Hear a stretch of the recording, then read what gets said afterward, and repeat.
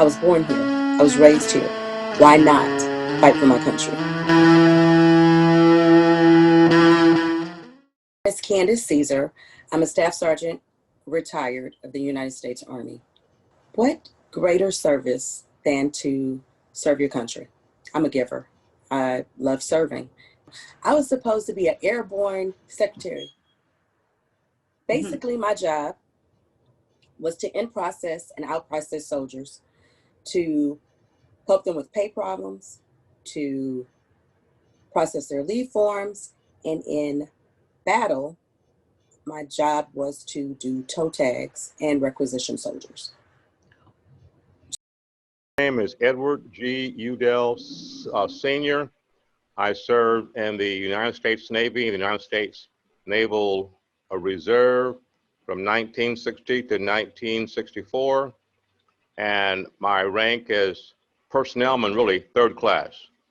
My first job was, well, I was on a drill team and I was really good. So there were parades and things of that nature. And then they found out that I could type really well. So I was put into the office helping officers with paperwork. Later on, I got dubbed as a personnelman. And so I spent most of my time shuffling paper, marching, and on a ship, but didn't hardly do anything beyond the coast of the USA. My name's Daniel Dennis. I'm a staff sergeant in the United States Air Force, or E5, and I've been in for just over 4.5 years. My current role, I'm air transportation by trade is my career field. So I'm essentially in logistics. So basically we're an aerial porter is basically a short name that we give ourselves. What we do is we're here to provide rapid global mobility as an element to the Air Force and to our sister services. Joanyett. I am a veteran of the United States Air Force. I served briefly for 4 years, and I was stationed at Altus Air Force Base in Oklahoma, where I had all of my children at that Air Force Base. And rank was E4, so I was a senior airman. I did, won some great awards as a senior airman, and so I'm quite proud of that.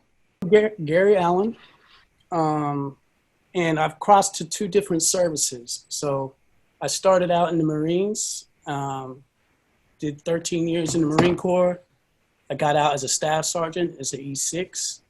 And I'm currently in the Army as a captain, military intelligence officer, and that's been about 12 years now. Lon O'Brien. I'm a commander, or an 05 with the U.S. Coast Guard. I have over 21 years of active duty service. So I joined the Coast Guard because after I graduated from UCLA back in the late 90s, I wanted to do something different. I wanted to make an impact. And the Coast Guard was one of those service organizations. It was a military organization, but I didn't, it was more of a humanitarian service, in that they were doing search and rescue and marine safety and security mission. And I felt like I could be more involved with it, protecting the environment and also making an impact with the folks I would interact with. So it was just more of an inspiration for me to really do something to give back to the community. My name is Ron Lee. I am currently I am the first sergeant in the 326th Mobile Public Affairs Detachment, Pennsylvania, U.S. Army Reserve.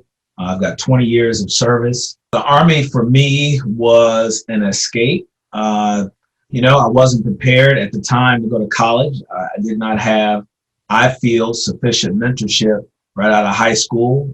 Central State and Wilberforce in Ohio. I had received letters from them, but for some reason I didn't see myself as college material at the time. So as opposed to doing something I was uncertain of, I knew many people who had joined the military, so I went that route. So really wasn't trying to do that so much either, but I came home one day and a recruiter was sitting in my living room with my mother, and it pretty much was a done deal at that point. My name is Samuel G. Mack Sr., branch of service, United States Air Force. My retirement rank was Chief Master Sergeant. I joined the Air Force to travel and continue my education. Forever being young and other things on my mind, I decided to go ahead and join the military. Of course, I joined with two of my other friends. We had a small rock and roll band at the particular time, being college students trying to make some extra money and stuff. So within 6 weeks, the three of us was going. We departed North Carolina about 2 weeks apart. Mm-hmm. I was the last one to leave because I had the job also, you know. So my name is Samuel Gray Mack Jr. I served in the United States Army for 23 years, from 1987 to 2010. Upon my retirement, I was an 06 colonel. First, because I grew up in a military family, because my dad was in the military and served for 29 years, and we moved around a lot, I felt like I didn't have like real friends. And I heard my cousins and them say, hey, this is a person we've been friends with all our lives. I didn't have that opportunity. So I didn't want that. But when I was going between my first and second year of graduate school, I did an internship at a VA hospital in Tacoma. And while I was there, my supervisor was a Vietnam veteran named Lee Henley, who was constantly talking to me about, hey, Sam, I think you would do great in the military. And I was saying, no, I don't want to do that. I want to find a civilian job because I don't want to move so much. And then I met an Army captain, social worker, who was named Leon Scott. And I had a lot of interactions with the active duty side of the house as an intern. And so before I knew it, I was filling out paperwork and I was saying, you know what, I'm going to go in the Army. And he said to me, hey, Sam, just give it 4 years. It'll be incredible for you. You'll get incredible training. You'll get the chance to do things that you won't necessarily be able to do as a civilian. And so I said, okay, I'll try it for 4 years. And I guess, as they say, the rest is history. My name is Clarke Page. Branch of service that chose the Navy after I graduated high school. Length of service, I did 3 years active duty training, and I was temporarily retired. Was put into the fleet, West Pacific duty, West Coast and the West Pacific. Just 6 months across the water in the Pacific and 6 months back in the US on the West Coast. Brian Edwin Burton. Started off 2 years active in the Army and 4 years reserves. Yes, I'm sorry, 5 years reserves. Went in as an E1, went out as an E4 specialist. It had full intent on going into the Army and getting college money, then going back and being an officer in the military. My family has a long history of military service, and my favorite uncle retired as a colonel, another cousin, second cousins, retired 3-star general.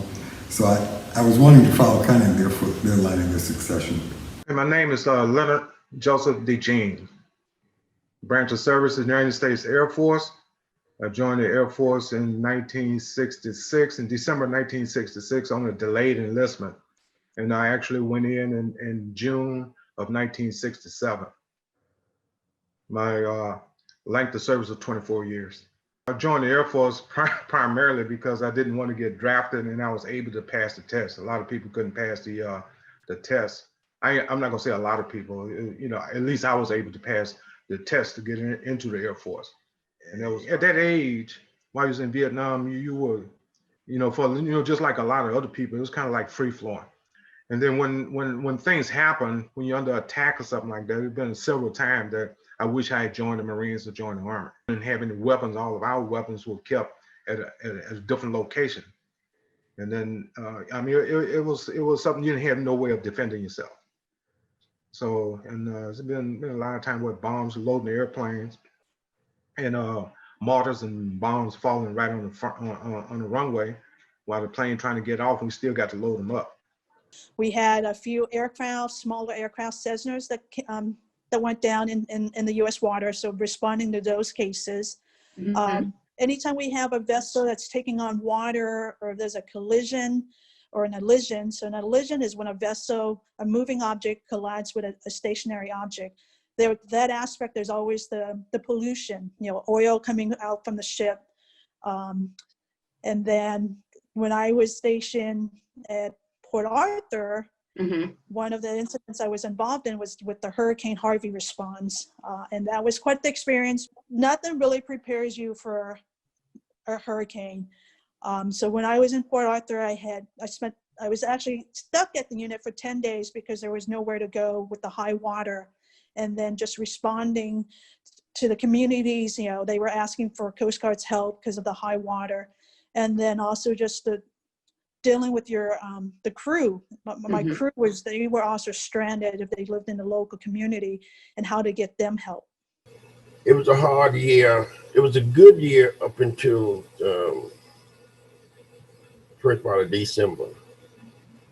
I went out and took a team out to move some South Vietnamese troops and weapons and everything from one location to another. And didn't have to do it, but a good friend of mine wanted to go to Hawaii to see his wife and his family. So I figured, look, I'm getting ready to leave country for good. This thing will take about 3 days in the field at the moment. So I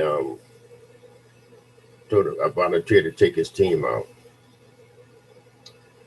But at take the time, we had an individual that had just came up from Norton, not from Norton, but from Charleston, South Carolina. And they downloaded on the last load of munitions, and he decided he could take a camera, stand up on the forklift, and take pictures of incoming 60 millimeter shells and 122 rockets. I saw him when he got hit by shrapnel. So I finally got him out where he was, and we got him loaded on Army chopper, and I asked him to take us down to the Delta the aid station. He would go ahead back into Tonsanute. But within 5 minutes of us leaving the ground, his wound was so bad he just died in my arms, Wow.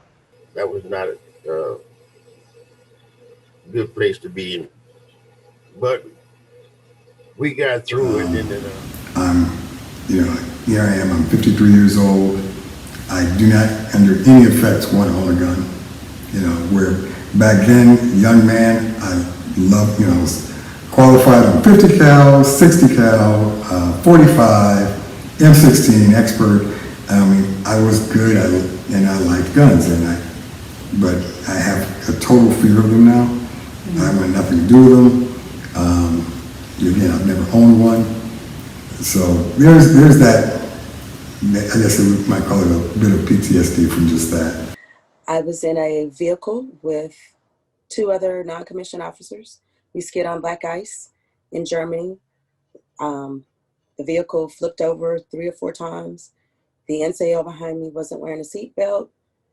Somehow he yanked out my hair and broke C6 through C8. I got a punctured lung, and I had damage to L5 and S1, which left me as a quad. So most people don't see the quadriplegia. They see the hemiplegia because the sensory you can't see, but the motor difficulties are on the right side of my body. Was at Fort Myer the day 9/11 hit. And so I was involved in a lot of the things involved with 9/11 from the day that it hit the Pentagon on forward, in terms of developing a team on the ground to do kind of this mental health assessment, walking around, taking care of people, and doing some other things there as I was on the ground. I give a perfect example of World War II. most of the African American soldiers who did come back home, they didn't come back home the same way that they left. I mean, you can't, the same people you fought with, you can't come home and live with them. I mean, they looking out for you over there, and they ain't y'all brother and this and that. When you come home, it's a different story. Get off our street, you don't belong on this side of town. Well, I knew the history. I knew the history of these young men. So when they acted ugly towards me, I knew it's because that's how they were trained. Even though we're both fighting for the same country, they didn't see me as a suitable comrade in arms. They saw me as just, oh yeah, we have to try to be nice to him. And some of them tried to explain their racism and discrimination. In fact, a young man from the deep South said, if you ever come to my town and you see me, please don't speak to me. I went, excuse me? He said, I will get in trouble with my family and friends if I am too nice to you. And I felt sorry for them. I thought, wow, they are living in the shadows of their mom and dad and grandparents. They want to accept me, but they're afraid they'll not be accepted by their family. And as I grew older, I discovered some people of the other persuasion, their family will almost disown them if they were too nice to African Americans. So I felt sorry for them, and it did cause me a little bit of animosity. Say all the way in the beginning, for my first base and probably in Vietnam, you didn't get promoted because it was a racial thing. Mm-hmm. It was racial, and the white guys, they were getting promoted first, and the way you was getting promoted is they give you a stripe. They call you in the office, give you a stripe. And then after that, during that time in 1969, they came out with testing. Mm-hmm. So you had to take a test in order to get promoted. But that was their mistake if they thought that we couldn't test. I think in most healing processes is to be able to acknowledge the pain and your feelings about what's going on and be able to be in a place that you feel safe enough to talk about it. Sometimes we don't feel safe enough to talk about what we think and feel, or we don't think that people can contain our rage and our anger. And I think the first part of that is being able to talk about and really being able to process your own feelings, your own thoughts about what is going on and how it has affected you and how you actually feel about it. And I think in that process, and I'm not saying you need to go to a trained professional. I mean, in the day, grandma, mama, daddy, anybody who could listen to you, understand you, seems to be the way to start that healing process. We do feel the things. We are individuals at the end of the day, and I feel that that's what makes us strong, and the strongest branch at that, or the strongest military at that, because of all of our differences and all of our different walks of life and backgrounds. So I feel that we do lead the way. I think that we are tasked with being an example for the world, and especially our military. So we carry that. One thing I know is that myself and people working together, you can accomplish anything. And I for sure learned that in the Marine Corps. Mm-hmm. There's nothing that we can't do when you really work together to do it. And it taught me, for lack of a better word, it's a saying to thrive in chaos, and I've seen it in civilian employments in the civilian world where people tend to get stressed out about things. In the military, especially in the combat arms field, you tend to live in chaos and thrive, not just survive in it, but thrive in it, make decisions under extreme amounts of pressure. And you can apply that anywhere. My belief in people, my belief in myself, and my belief in, country. My patriotism definitely grew through being in the military. I think we all feel we love our country, but when you understand that sacrifice, it really does push that seed into the ground. So That's probably the main thing. I mean, I love this country. I believe in what it stands for, the ugly and the good. And that's the thing about our country. You can't pull the weeds out without tearing out some good stuff with it. So Adaptability. I've learned that just being adaptable. All my tours have been different because I've always had to work with different people. I've had different supervisor and different personality. And then also with the folks that worked for me, you know, everyone's different. So understanding how my leadership style and how folks needed to be led sometimes. And then also, even though I may be in a leadership position, I also have to know how to follow. Air Force taught me a lot as well. There's so many concepts that I could get into, but I think one of the most important lessons that I learned early on was that I was a young Black woman in 1992 in the United States Air Force. We were still trying to break glass ceilings at that time, if you can recall. And so I learned very quickly that my goal is to break the glass ceiling. The Air Force taught me that my goal was to break that glass ceiling and then break the next one for my children to go through. So I'm thankful for my experience in the Air Force. It's also taught me definitely to love my country, because once again, being a Black woman in the United States tends to be a little difficult. And so the Air Force taught me to, just a little bit, Air Force taught me to love my country, and I adore my country. What I've learned from being in the military is this: I can do what I believe I can do and what God has for me. Man cannot tell me what I cannot do. You can't do anything without support.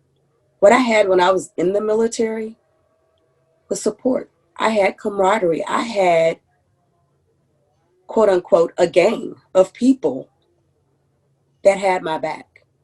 And you can go further whenever you have support. Hi, I'm Desmond Bertrand-Pitts, the CEO of the Center for African American Military History and the Buffalo Soldier National Museum.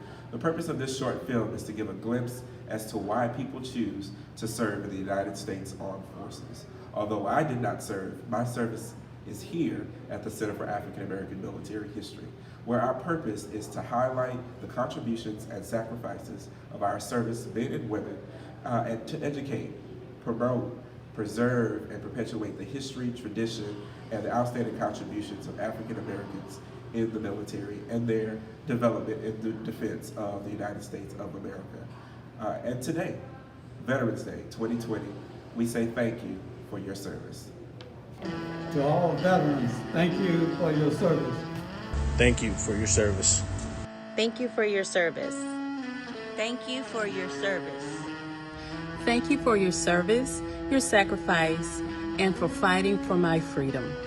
Thank you today and every day. Happy Veterans Day.